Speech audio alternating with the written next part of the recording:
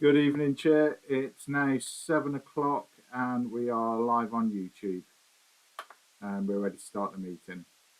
Hi, good evening, guys. Welcome, and especially a big welcome to my new Vice Chair, Caroline. Nice to see you, Caroline. You're going to be busy. Nice to see everyone. The meeting's being streamed live on YouTube, so good evening to everyone interested in viewing this meeting. Can I please ask for patience should the meeting move at a slightly slower pace? This will allow us to work through the agenda and deal with the technical issues that may arise. To ensure that the audio for this meeting is clear as possible, we will be muting all microphones as a default setting to keep the background noise down to a minimum. When wishing to speak, I would ask attendees if they could raise their hands to wait to be invited to speak by myself, and your microphone will be unmuted and you will be able to speak. Members are asked to vote by raising their hands to indicate if they're in favour or against or wishing to abstain from the motion. Is everybody with us? Yeah. Have we got any apologies, Mike? Hi, Chairman. No, we haven't got any apologies tonight. Fantastic. Nice to see you all here. I still can't see Trevor on the screen. Is he having a problem?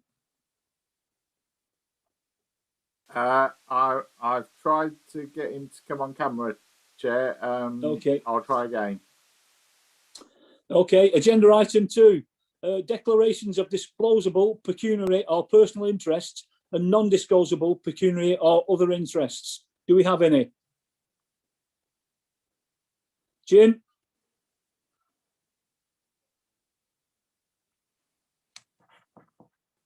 Jim? Yeah, thank you, Chairman. Just to disclose ex-forces, Chairman. Thank you very much, Jim. And thank you for your service. Dave Walters?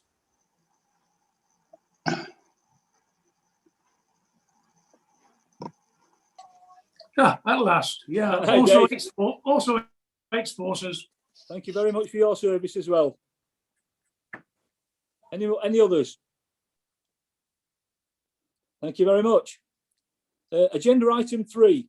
This item is to approve as a correct record the minutes of the last meeting held on the 19th of November 2020. Do we have any movers? Jim, thank you. Seconder, Dave, thank you very much. Are there any comments? No?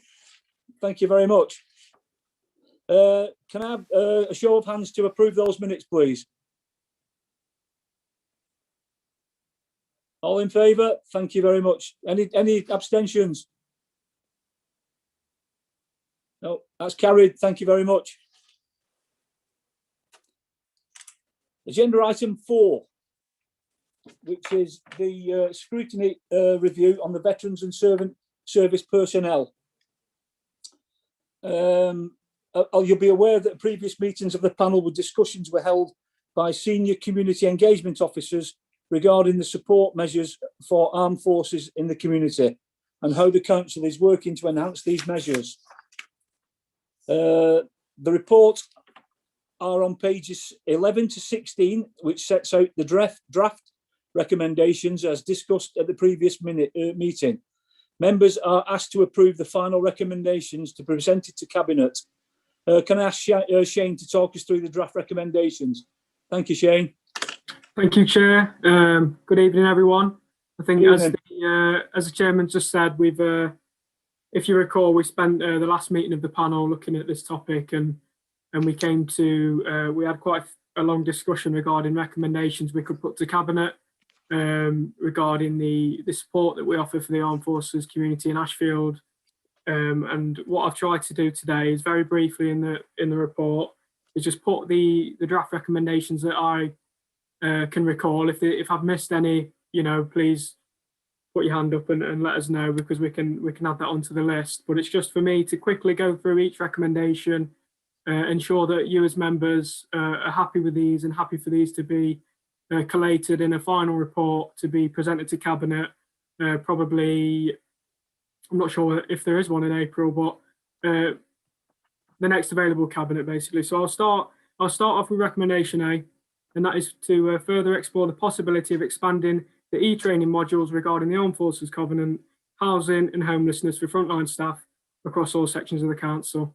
So this very simply, you know, I think a lot of the recommendations that are included in this report and the basis for a lot of the discussions we had regarding this topic is really improving awareness within the council, improving the way that officers work together and are aware of these issues that the armed forces community face. So one of those ways we can improve awareness, and I'm aware that it's already been implemented, is providing e-learning modules for staff, and that's something that we could also put together for members. I know myself and Mike will be reviewing the way that we give out member training. I know sometimes it can be difficult for members to access the e-learning modules, but I think if we can make the recommendation to Cabinet, and as I say, there's already evidence of it happening, because I know I've been forwarded e-learning modules to undertake, and also to encourage members of my team to undertake. So I'm sure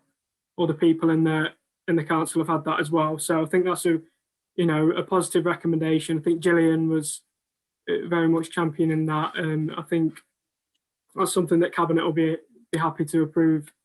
So I'll move on to the second recommendation now, and that is, they're not in any particular order, by the way. They might be reordered in the final report, but this one is to commend the work undertaken by Gillian, the Senior Community Engagement Officer, in supporting the Ashfield Armed Forces community. So I think it became clear to us at the last meeting that Gillian is very much at the forefront of this and driving this agenda forward within the council. She's been the representative for the council working to achieve the Silver Award for the Armed Forces Covenant, and very much in a similar way, she's working towards the council achieving the gold.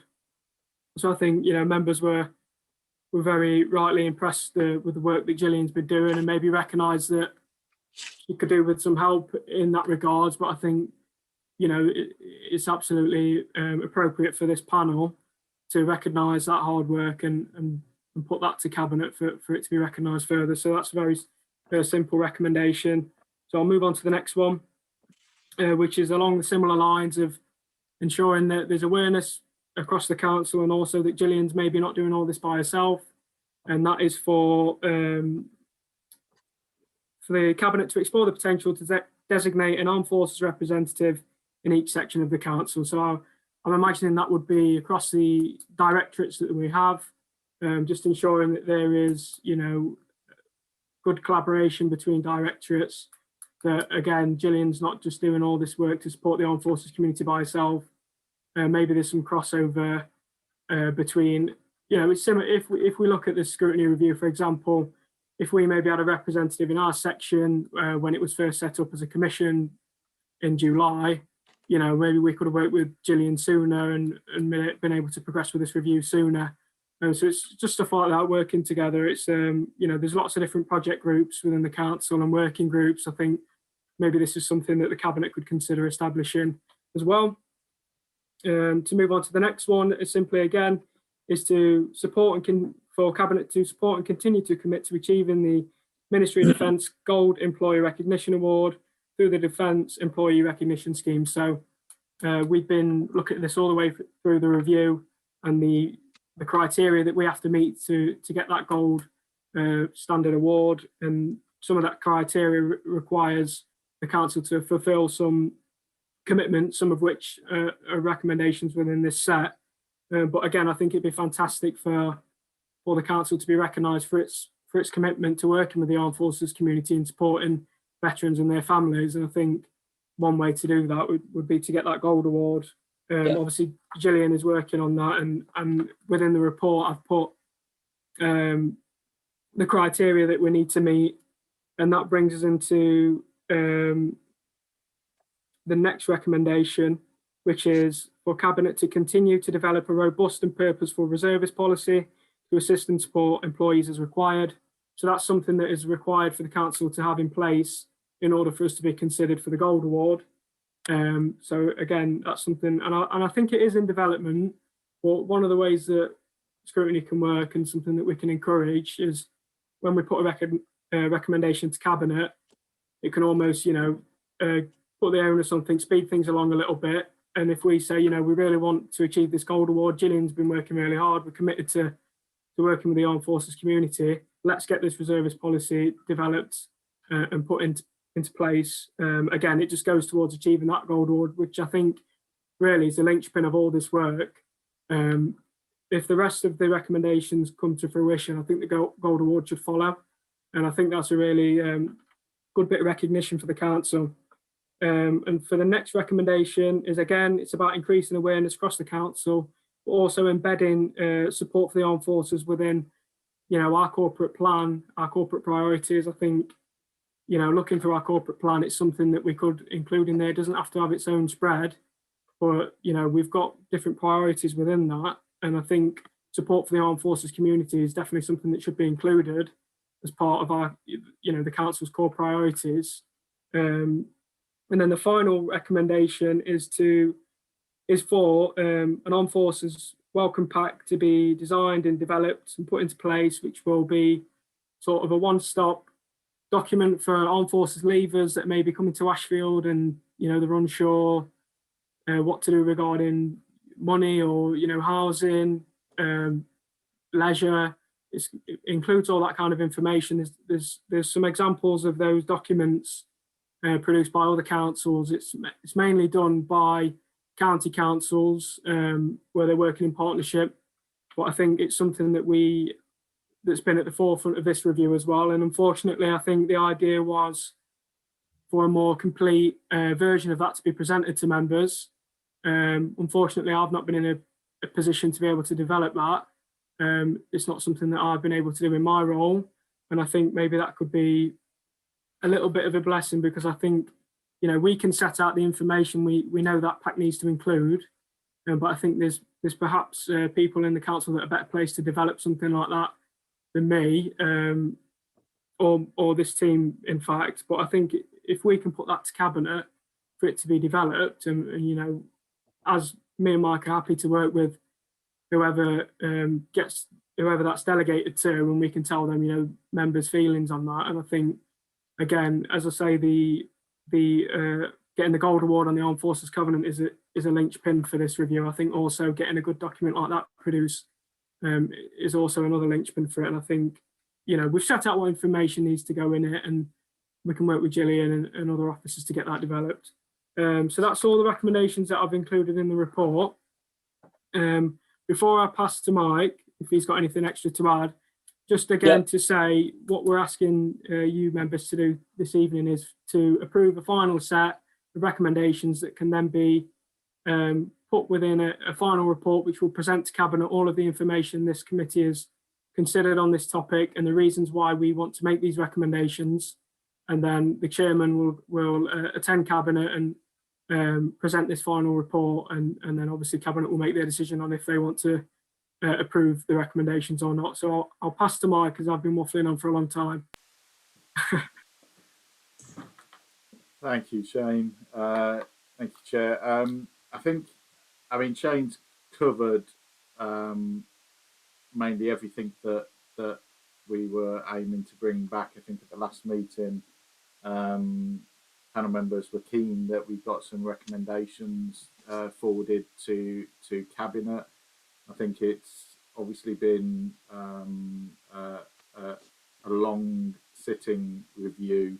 I think the panel maybe should pass their thanks also on to Mark Leake and Gillian for their contributions to assisting the panel in their information gathering and contributing to the discussion along the way.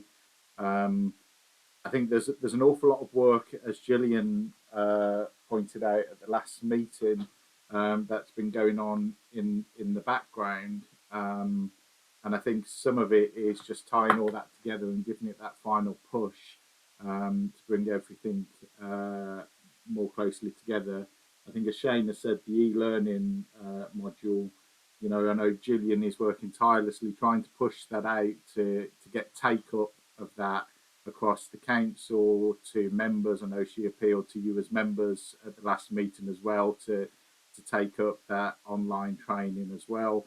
I think these set of recommendations are a very good set of recommendations. They're obviously a accumulation of all of the issues and the suggestions that you as members have made in order to push it forward and to ensure that we as a council are supporting the armed forces in the best way that we possibly can.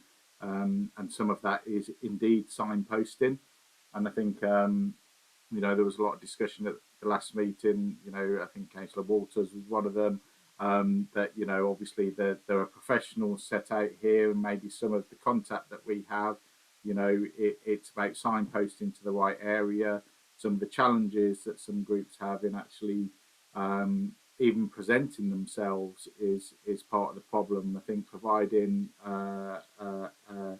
council leaflet that is easily read and clear to understand on what support we as a council and you as elected members are offering those veterans from the armed forces, I think is a really good step. I think, you know, for those that maybe have difficulty presenting themselves in person for various reasons, being able to direct somebody to a cohesive document that says, housing here, here's, you know, the support you can get from this department. And quite often there's a complex amount of needs that come when some people present themselves to the council.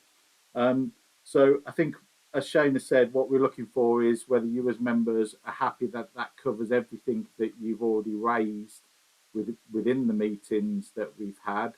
Obviously, if there are any suggestions for additions, any changes, or if you're happy with those as a set of recommendations as a whole, it's over to you guys to kind of say what you want. Did they cover everything you wanted them to cover?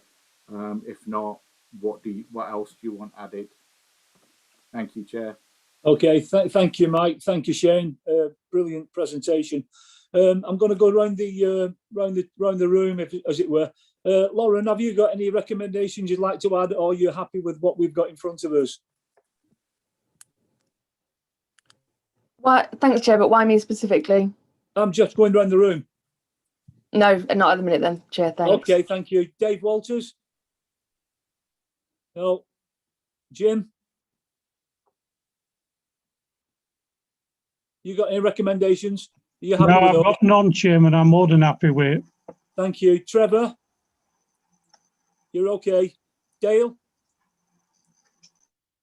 Are you okay with that? No recommendations, Chair, but thanks for letting me sit on the panel during the topic. Yeah, absolutely. No problem at all. Quite a few friends that are ex-forces, and I'll relay the information to them. Thank you. Yeah, thank you very much, Dale, for your efforts. Cheers. Caroline? Fantastic. I'm just going to sum up. I don't think armed forces would be... Oh, sorry, Warren. I beg your pardon. Thank you, David. I hope you can hear me. Yeah, I can. Thanks. Sorry, mate. Just on something where Shane presented about, you know, Gillian's done a lot of work, and she is working towards getting towards this gold award, and I think it's admirable the way that she's done that, and that she hasn't had much help, and that Shane was saying that she probably could do with some help to finalise it and get over that last hurdle, as it was. I'm quite happy at following all these recommendations, but this would be a short term, how can I put it, a movement of a post to help Gillian out over a short while till we get there, because I don't think it would be a full-time job for anyone. And I don't think we was even thinking like that, but it's just to be aware of it's to get it over the line for an amount of time. I'm happy with all the other recommendations, Chairman. Thank you for letting me come in. Okay. I think what it is, I think they're going to utilise all staff members that we already have rather than employ, which is there's no recommendation on the HR at the back of there's no impact on finances, and I think that once we get over the line, and my goal is that we get there as soon as possible, because I don't think a service person would want a hand out. You'd like a hand up, and I think this is what it is. Just a hand up and a hand, just holding them in the right direction. because these people have been on the front line, so we didn't have to. And I think it's just fantastic that we can actually get there. And if we can get gold, well, fantastic. I'm very happy to actually put this to the panel now that the recommendations are to approve the draft set recommendations detailed in the report for a presentation for the future cabinet as part of the final report, and consider the recommendations not listed in the report to be approved for presentation for future meetings at the cabinet as final report. Can I have a show of hands, please? Sorry, Chair. Councillor Blagden, were you wishing to speak on it, or? Yeah, I was just going to say that I was going to congratulate Mark, Lee and Gillian and all the officers on this report. And I wholeheartedly support it, and I'm quite happy to put my hand up and support it. Right, fantastic. Right, thank you very much. That's carried. Thank you. Can I just say that the next cabinet is the 23rd of February? Right. No. Mike, when's the next cabinet? Hi, Chairman. I just wanted to say that the next cabinet meeting is the 23rd of February, but the agenda's already gone out for that one. So I think these recommendations will be going to the cabinet meeting on the 30th of March. Thank you very much. Thanks, Lynn. Thank you. Right, agenda item 5, which is the new topic. No, that's been carried. Which is scrutiny tenancy support, and this is one that I personally have a great interest in, and I think that the more work we do at this particular point in time, it'll save us any angst in the future. With the onset of universal credit taking over and people's budgets being lessened to a point of where they're actually in despair at times, I don't want us to become the nasty council that's evicting people. But I also want to open it a bit wider to see what we're doing for supporting people who have got Section 21s maybe pending from private landlords, and whether we can accommodate that particular avenue of people in the future, should that arise. So that's one of my reasons for bringing this. So I want to bring, say good evening to Nikki Moss and Housing Management and Tenancy Services, and Phil Warrington, the Service Manager for Strategic Housing and Lettings. I want to put it over to Phil and Nikki, where we're at with our Section 21s, possibly Section 8s of the evictions policy, and what we can do to actually alleviate any of these problems within the social housing and within the private sector as well, if we at all. Thank you. Thank you, Chair. Would you like me to start, Councillor Shaw? Thank you very much, Nikki. Nice to see you. Nice to see you. Thank you. Thank you, councillors, for inviting me along. Looking forward to this. I can give an overview from the tenancy council side of things. So would you rather me start there and hand over to the private sector to Phil? Yes, please. Yes, thank you. Okay, thank you. So I've looked at your report and obviously the areas that you're interested in. So I'll give a brief overview, and then if you want me to stop or carry on, just shout up. So from a council perspective, obviously I manage the Housing Management and Tenancy Services section. So my main responsibilities are around income recovery. So I'm responsible for collecting £24 million worth of rental income, housing revenue account money. Also, I'm responsible for tenancy estate management. So I've got housing officers out and about on the patch. So Phil, in essence, his team lets the properties, and then I take over from there, or my teams take over from there. From just to probably give you an outline around antisocial behaviour, because there's two parts to this. Some years ago, back in 2014, the Chartered Institute of Housing came into Ashfield Homes to look at antisocial behaviour, and they said that we needed more resources to resource that, but a decision was taken by the council for that to be taken across to the community safety team. So between myself and the community safety team, we both share antisocial behaviour. So if you talk about evictions around antisocial behaviour, that's more the community safety team, because we hand that over to them. So I can focus on arrears evictions. in my section, as well as doing the enforcement, I also I've got some support services. I've got 2 support services, or 3, with the Lifeline service. But the main 2 that you'd be interested in are the money management service, which is a free service for all council tenants, and the money management advice service supports the income team. So you may have looked at the pre-court action protocol. I know in the report it says it was published in 20. That's been in place for many, many years. But our money management advisors play a key part in preventing people from being evicted. So their role is to, and I've got 2 officers, their role is to look at maximising income where possible. So I know you mentioned about universal credit, so helping with the claims, applying for other benefits like PIP, DHP, discretionary housing payments that the council offers, helping with budgeting and prioritising expenditure, welfare benefit advice.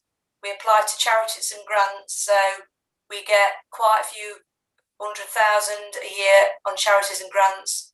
Fuel poverty, applying to, when you just talked about veterans, we also work with SAFA and other agencies, British Legion, to get charities to pay money off the rent arrears and apply for grants for furniture and things like that. We work with the CAB. There's lots we do around money management. And what I've done is actually put a bid into Tomlinson's, who provide our gas engineering, gas servicing, and I've got a welfare support fund, so I've got a pot of money that I can help people who are struggling with white goods and things like that. They can access that. In addition to the money management service, I've also got a tenancy sustainment service, which they work together, if you like, and they provide more of an intensive support. So they'll do pre-tenancy support. So when Phil's got an applicant who's signing up for a property, they'll look at the affordability side of things. They'll try and get them set up and ready for moving, set the utilities up, make sure they've got all the benefits. We've got applicants who come in, they haven't got a bed to sleep on, so they will try and source all that, set the gas, electric up, everything. So they do that, but they also focus on people who are at risk of eviction. So maybe those tenants who haven't got social skills to maintain the property or keep it in a good condition. They may have mental health issues, therefore they might need access from mental health services. They do everything from charities, grants, applications, even recently helping people get the COVID vaccine. So they do everything. I mean, I've got a hoarder at a court, one of our sheltered courts, who nearly set the court on fire because of his lifestyle. We've turned that totally around. He was a hoarder. We've got grants, charities. This chap didn't even have a bed to sleep on. So they do a wide range of work. So there's a lot of outcomes, and what I do is we produce a yearly report on what those outcomes are. What we also do is we try and work with different organisations, whether it be voluntary or third sector, could be social services. So what we do, we're always looking for new organisations to work for. So recently, last year we made a link with a charity in Mansfield who provides baby clothes and gates for, child gates and buggies and things like that. So it's very broad. So the tenancy support, and I know you're focusing on potentially evictions, but both these services do provide a lot of support around eviction prevention. So, for example, on the tenancy sustainment side of things, there is a key performance indicator that I monitor that team on, and if 95% we set are for tenants who remain in their tenancy 6 months when that support's ended. That's been consistently 100% for quite a while now. So it's not all about people who go around the arrears route. It could be other avenues where people have got complex needs, and we try our best to keep people in their own homes. Now, just to give you some figures, and I'll give you a breather if you want to ask anything. Eviction figures I do monitor. So over the last 12 months, because of the COVID issue and the ban on evictions, we've not evicted anybody. No. The year before, 1920, we evicted 20 people for rent arrears, which is quite good to say we managed about 6,500 tenancies. The year before it was 24 and the year before it was 37. So it's actually coming down year on year. So that will demonstrate the work that we're actually doing with tenants to actually keep them in the tenancies. Eviction is the last resort. So for us, we try and do everything we can to prevent people from eviction. But there's a difference between the can't pays and the won't pays. And the evictions will be the people who'll say, I'm not paying. So I'll give you a brief if you want to ask anything more or if you want me to provide any more information. Thank you, Nikki. One question that springs to mind, you say can't pay, won't pays. And I'll bring the rest of the panel in. I've got you, David, and I've got you, Trevor. We've got a government instruction that you can't evict at the moment. Down the line, do you see that percentage of people being evicted because they've not been paying the rent increasing exponentially? Potentially. The reason being is, as you're aware, we've not evicted anybody over the last 12 months, but just before the ban came in place, we did have a number of evictions lined up, and some of these people are still not paying now. Right. So these are the people who had numerous chances in court. So, you know, when you put, I mean, I can talk you through the process of court, but often some people are given 3 and 4 chances in court by the judge, and they're given a suspended possession order, maybe just to pay £5 on top of their arrears. But then if they consistently don't pay, they're back in court again. So then it would ultimately lead to an eviction because the judge will lose the patience. Yeah. So we did have some cases whereby they were ready to be evicted. We were going to apply for the warrant, but then the lockdown announced, so the eviction ban. So maybe yes, but it will be our job even then to try and keep those people in their own homes. The problem we've got is, as you're aware, hospitality sector is going to be a massive blow because there's going to be a lot of people losing the jobs. Maybe they won't have the means to pay. We can try and help them. But with that, looking at the income, trying to apply to charities, grants, maximise it, you know, we only ask for a minimum of £3.70 a week anyway, on top of the rent when people are in arrears. But I can see that when we do come out of lockdown, if there's a lot of, you know, pubs, shops shut in, then I can see that there is going to be an impact on the income and potentially evictions, yes. Okay, thank you. Dave Walters, and I'll get Trevor next. Then Jim. Yeah, thank you, Chair. And no, basically my question, you covered most of it with your question. It's basically with the COVID laws and change to tenancy arrangements, this, that, and the other, and court cases.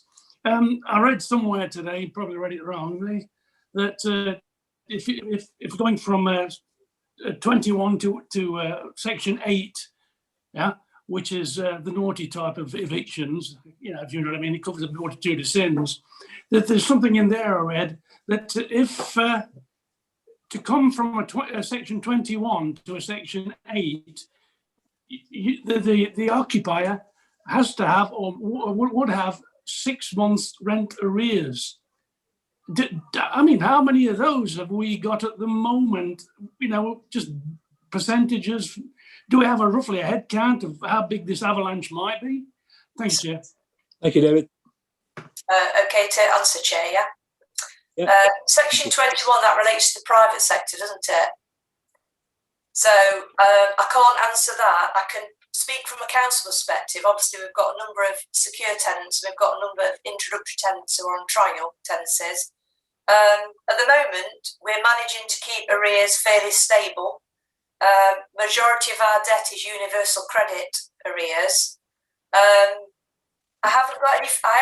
can't answer your question specifically because I have not got any figures to say to you.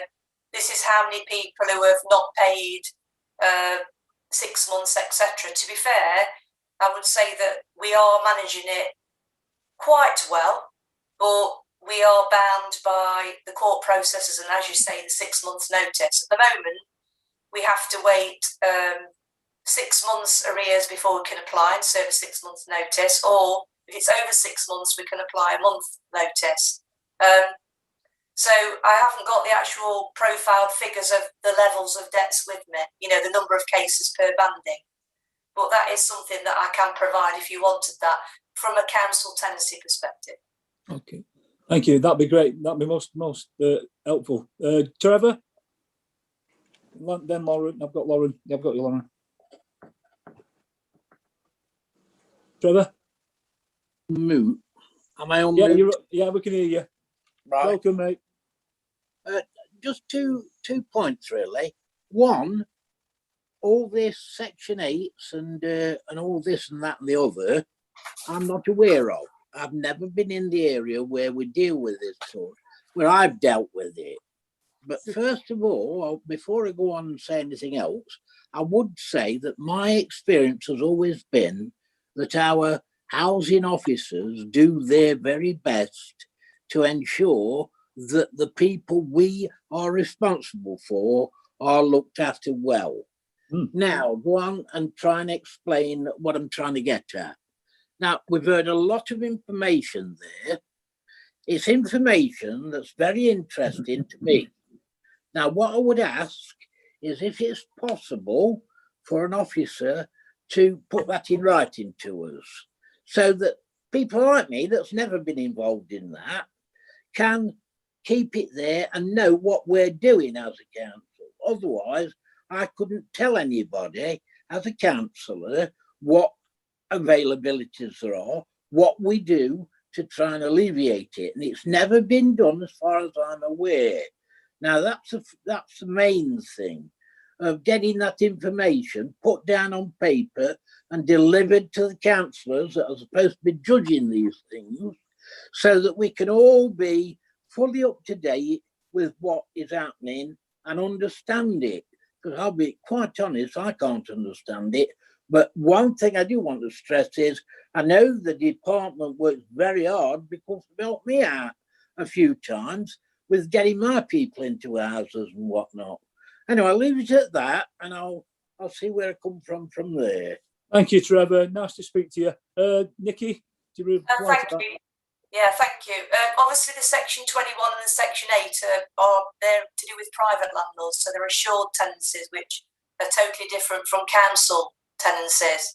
So that's more Phil's housing options team will come across people who have been served with those notices and are at risk of eviction. As far as what we do generally around the support available for tenants, we do have a number of leaflets that we do send out. So they might be useful. And I know you're talking about processes, I think, Council, a lot. But we've got some leaflets on the money management service we provide for tenants and the tenancy sustainment. So we do send them out to tenants. So they might be worth circulating to yourselves to give an overview of what we do provide to tenants. But as far as what we do in terms of process, we do have formal written processes for my staff to follow around.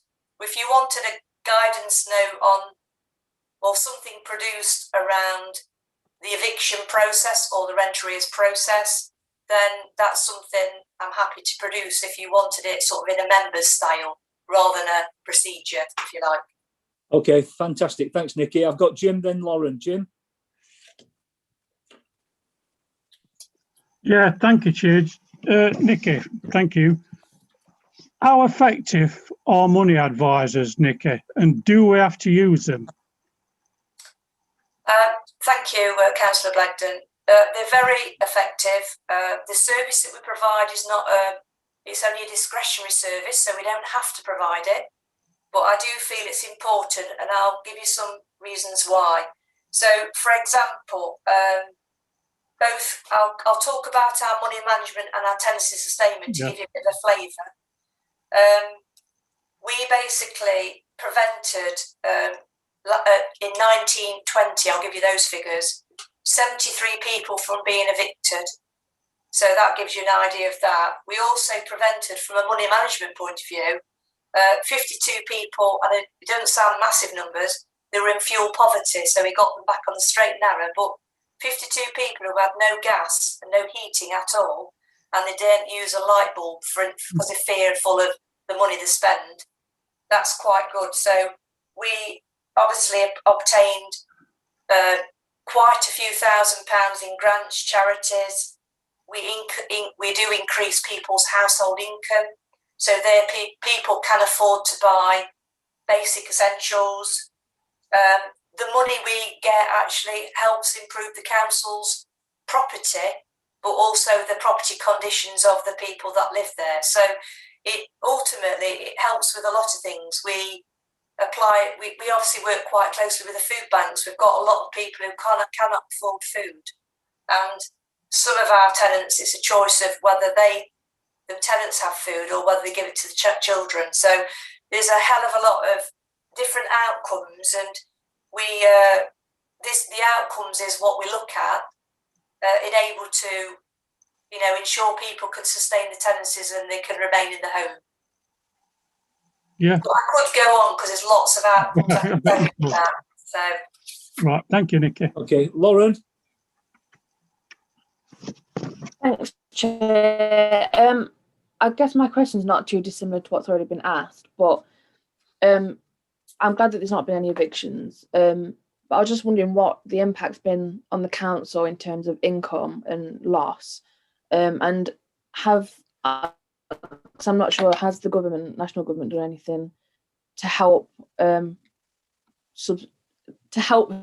fill that gap, basically? Thank you, Councillor Mitchell. No, the government's not doing anything to fill that gap. I understand that such as council tax and other services that have suffered losses, then the government has helped or is helping prop those services up. But unfortunately, the government will see rental income as money that is due and that we can collect, if you like, so it's still collectible. So the impacts, we have been mapping out the impacts, it has been impacts, and we have been profiling because obviously I've got a quite stringent target on money that we collect, and we are profiling that week by week to determine where we are going to be at the end of March.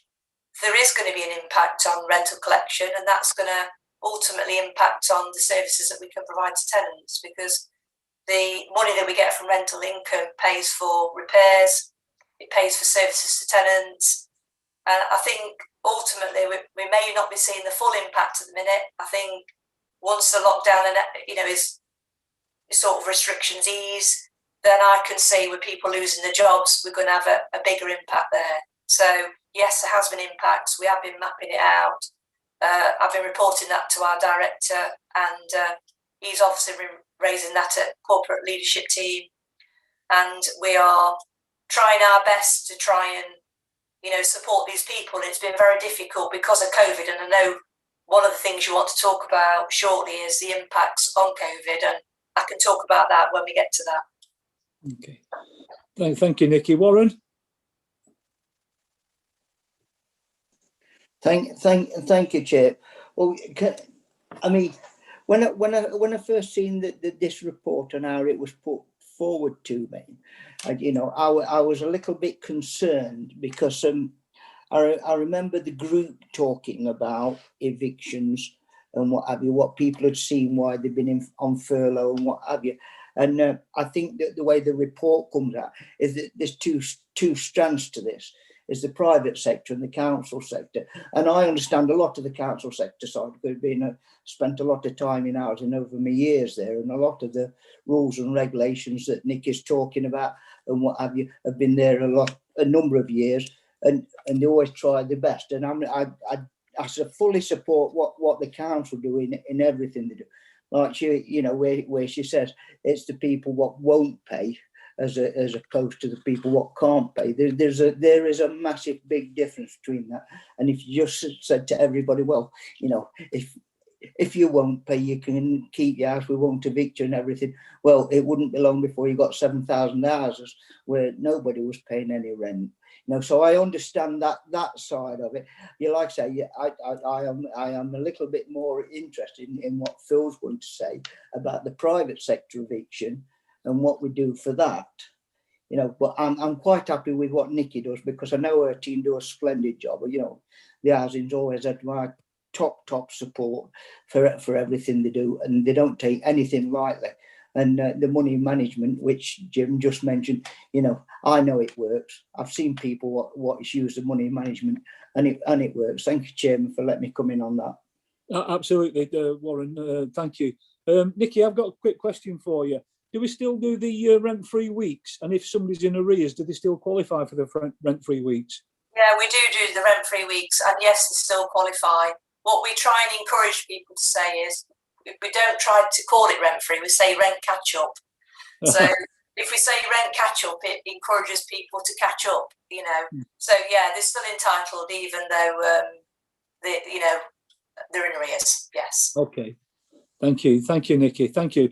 I'm going to. Any more questions for Nikki from the panel before I go across to Phil? No, you okay, Caroline? Yeah. Jim, Lauren, you okay? Trevor, Dave, you okay? Yeah. Okay. Phil, welcome to the panel. I'll let you crack on. Thank you, Chair. Our panel members, I'll try and give you a brief update on the private sector.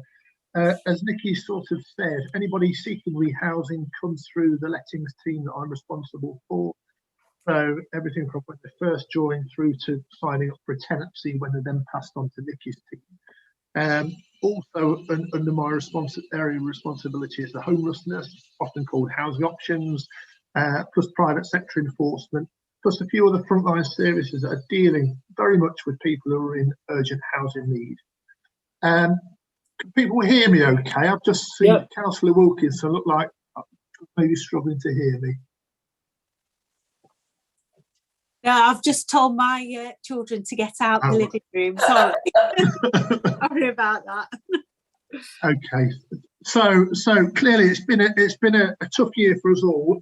From our housing options team, focus has really been on rough sleepers and those who are finding themselves homeless now. So high incidence of people experience domestic violence, high incidence of parental evictions still, even under COVID.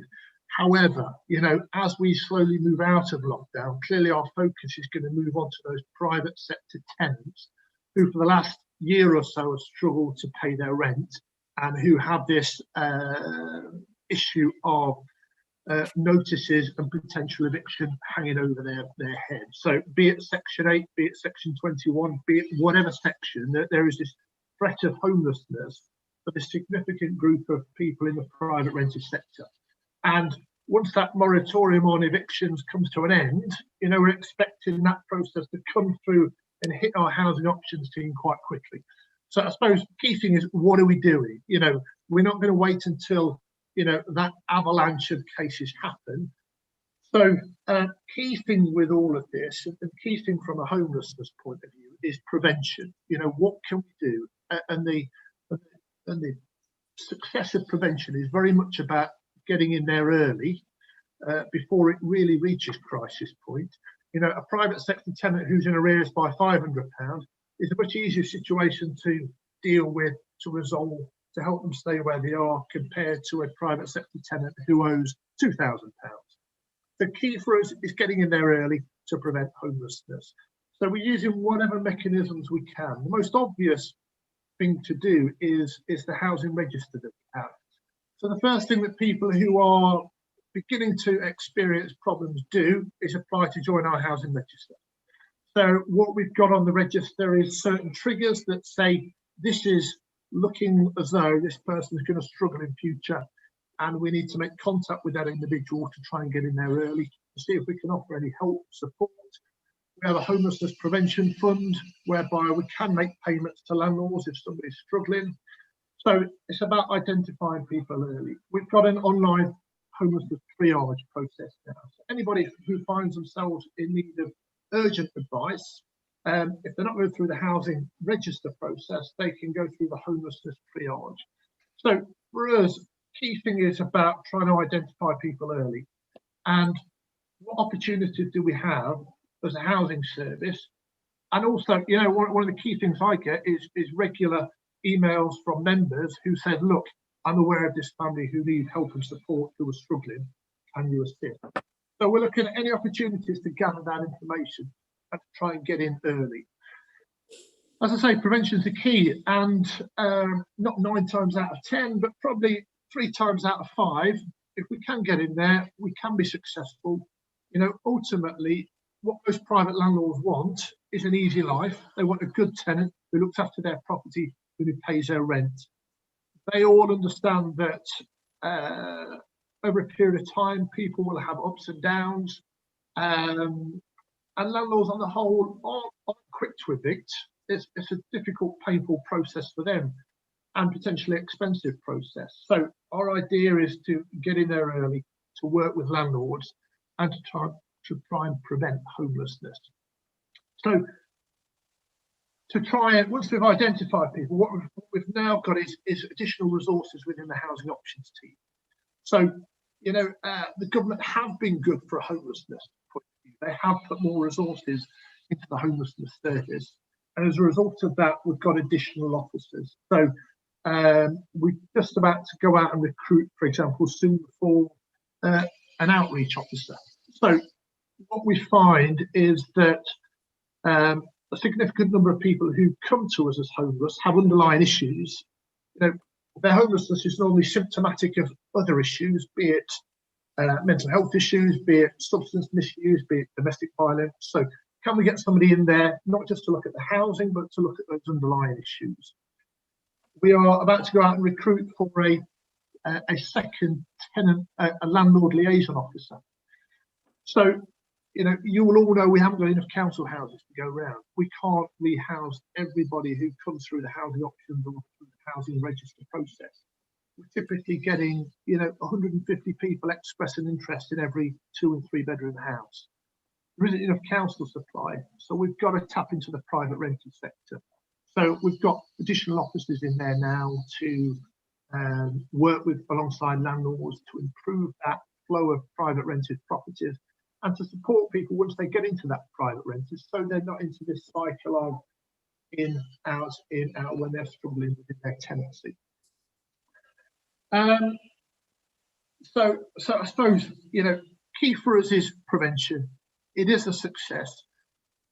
The key thing, the aim really is to get in early. The difficulties we have is those people who leave it to the very last minute, because very often it is too little, too late that we can do. You know, we can work alongside. We can make a payment of, say, £500 to a landlord to assist a tenant who's experienced temporary problems. What we can't do is make a payment of £4,000 to a landlord because the tenant's left it so long to come to us. So key thing is prevention. Alongside that, it's about supporting people who do need our assistance, supporting them to find somewhere else if that's what they require, but also to manage their tenancy when they do need one.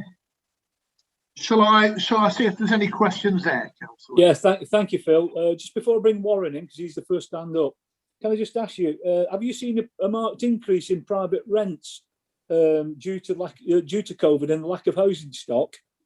And secondly, would we provide a bond scheme for private rent? Thank you, Phil. Then Warren. Can I just clarify the first bit of your question, Chair? Yeah. Have you seen an increase in rents from the private sector because of lack of housing stock? Okay, as in the rents that landlords are charging. Yes. No, what we are seeing is a complete slowing down of the private rented market, understandably, because people aren't moving out.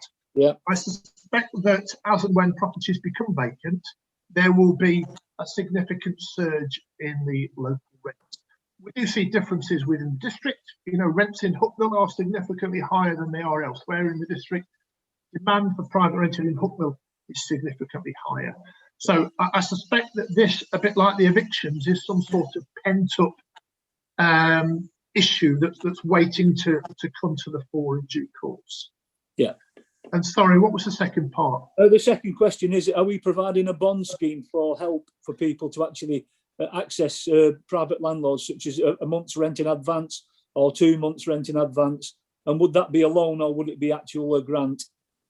Okay, so we have a homelessness prevention policy and a homelessness prevention pot of money. Okay, so clear criteria that people must meet, but yes, absolutely, we will put up cash in advance, or if the landlord's willing to accept a bond, which in effect is a guarantee that if the tenant does leave and doesn't pay their rent, that we will pay you at some point in the future. But we've moved away from the bond because most landlords want the cash in the bank rather than have to claim it afterwards. So if we can do a bond, we will. What we also do is we work very closely with the benefits team, because discretionary housing payments can also be made to landlords, and they can supplement the money that can come out of the prevention pot. Yep, and that DHP, the discretionary housing payment, would go some way to alleviate any discrepancy from universal credit paying the rent and the actual demand from the landlord. Yeah, there are new rules in place in respect of how much the landlord can ask for in advance, which is good, which is helpful. The money that's paid via DHP and also via the council's prevention pot is more of a grant rather than a loan. So, you know, there isn't an expectation that is paid back, which, you know, you can argue it either way, can't you? But generally, we're dealing with people here who are struggling to find the monies up front to access accommodation and to further burden them at a point in time. It's, you know, it's one you can argue either way. Thank you, Phil. Warren, then Jim. Thank you, Chair. Can you hear me? Yes, I can. Thank you. Good. Thank you, Phil. You've enlightened me a little bit on the way that we deal with the private sector evictions, because everybody's seen on TV is when these people go on these programs and they get the eviction letter on that day, and even the bailiffs that are putting them out on the street actually turn around and they actually say, you know, this is balmy that the council can't seem to do anything until they've got this eviction letter. Well, I'm glad to hear that we are proactive in that, and that we don't follow government guidelines. And I think, you know, as a council, as Ashfield independent councillors, you know, we want to be at the forefront of doing anything. And if I could get the government to change their minds on this and get every council working along the way that you've spoken, that we do it, you know, that we do help people before they get evicted and do everything possible there, you know, and I'm glad to hear you say that, Phil, you know. Thank you. Thank you, Chairman. Thank you very much, Warren. Jim? Thank you, Chairman, and thank you for your presentation, Phil. My question is, what do we do when these families turn up at the council offices because they've been evicted as private tenants, and they suddenly appear at the council offices? What happens then? Okay, so we still do get circumstances where people turn up with their suitcases on the day that they've been evicted. Okay, that still does happen, far less than it used to happen. You know, the prevention getting in early is working, but we still do have. So what we have to then do is an initial assessment. So we have to determine, are they homeless? Can they return? Have they just decided that they want to give the keys back to their landlord? If they have, can we get the keys back from that landlord and get them back in that property? But, you know, if there's no way of them going back, then what if they're a family? They're deemed to be what we call to be in priority need. So we will accommodate them on a temporary basis whilst we investigate their circumstances. And that'll be for an initial 56-day period. And this is all under the Homelessness Reduction Act, which I won't bore you with all the rules and regulations. But what it in effect says, if you're a family, if you're homeless, and we're satisfied that that's the case, we'll accommodate you for 56 days in the first instance while we look at your circumstances. So we then, councillor, have to look at the reasons why they're homelessness, why they're homeless, what have they done. We have to look at their local connection to the district. There's a whole load of tests that we need to go through. And then at the end of that period, if they're still in temporary accommodation, because we've been unable to find them a private rented or what have you during that 56-day period, we then have to make a decision. Does the council have a duty to rehouse this family in council accommodation, or do we not? And if we're not, then what we will do is we'll employ our landlord liaison officer to try and find this family suitable private rented accommodation. There is that safety net very much for families, and no families should be out on the street.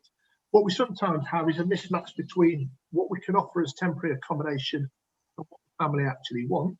You know, they'll come to us and say, I need to be in Hucknall because of, you know, my family live there and my children are at school there, I work there, or what have you. I get that. But if people turn up with their suitcases, it's about what we've got available at that point in time.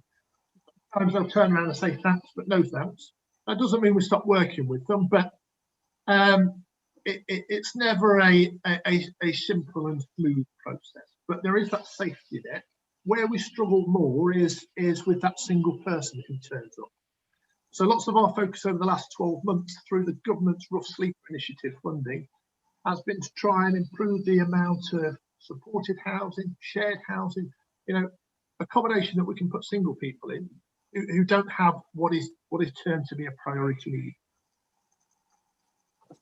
Yeah, Caroline. Thank you, Jim, Phil. so did you want to come back? No, I'm just thanking Phil. I mean, that's put my mind at ease. At least that safety net's there, and I'm quite happy now. Okay, thank you, Jim. Caroline? Thank you. Phil, I've just got a question. If we're actually using the private sector housing, how do we go about making sure the property is at a high standard? And once the people go in, do we double check after to make sure that the landlords are actually looking after the properties? Yes, so Councillor, the private sector enforcement team, so Jackie Harvey's team, which also sits under me, is a team that we call on to do property inspections, but also the landlord liaison officers, who is that contact and the people who are tasked with getting that supply of private rented properties. They are also trained and qualified in health and the HHSRS, which is the private rented standards. So they will go, they'll inspect the property. It ticks all the boxes, great, we'll go ahead with it. It doesn't tick the boxes, landlord sort it out and we'll work with you, we'll go ahead. Or sorry, this is just, you know, it fails dismally, in which case we'll walk away. So yeah, absolutely, there is that safeguard there. Thank you. Thank you. Any more questions from the panel for Phil? No, none across the board. Everybody happy, yeah? I want to get the scope of the meeting then, panel. I want some clear objectives on where we want to take this. Mike? Thank you, Chair. I think you're right. We need to get some clear objectives. I think the issue that I've got, and I've been scribbling down some notes along the way, and thank you to Nikki and Phil. I think kind of the information you provided to members is brilliant. I think you've answered everything that they've put forward so far.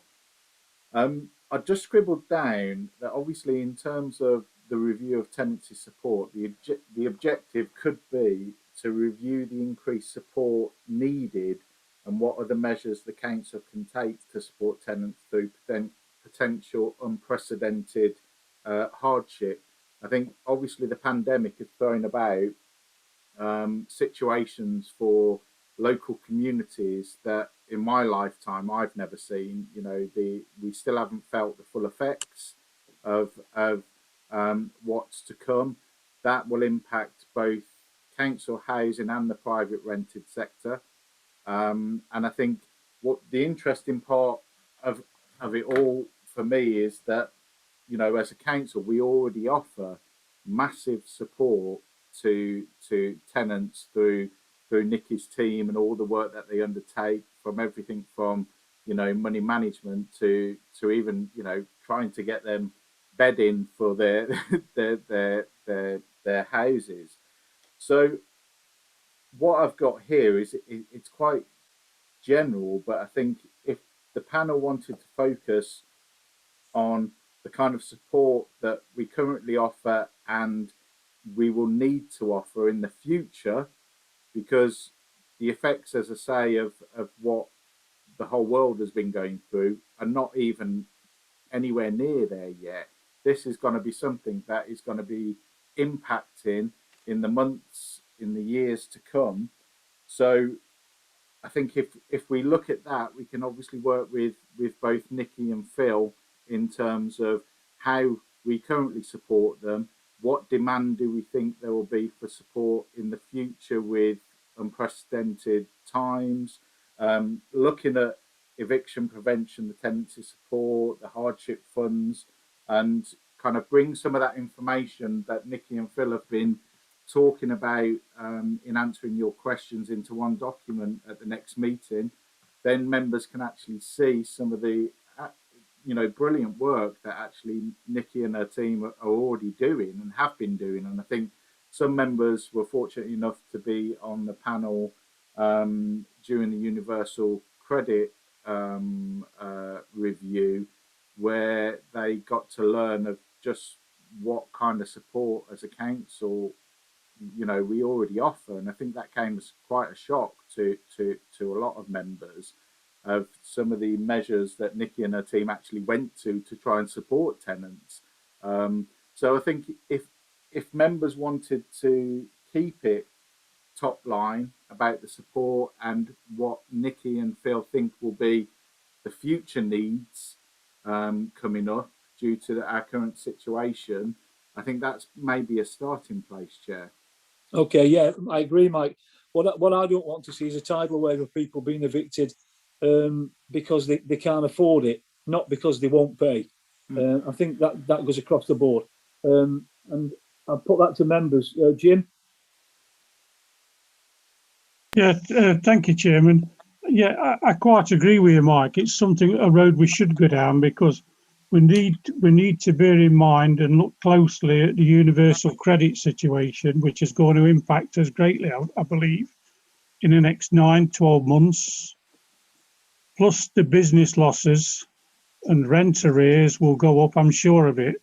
So we need to be on the ball with this. So I'm quite happy to move that recommendation for going forward with scrutiny panel, and also that we note the information contained in the report.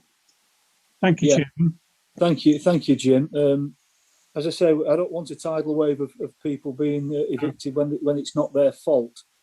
And I think most members here would not want that to happen.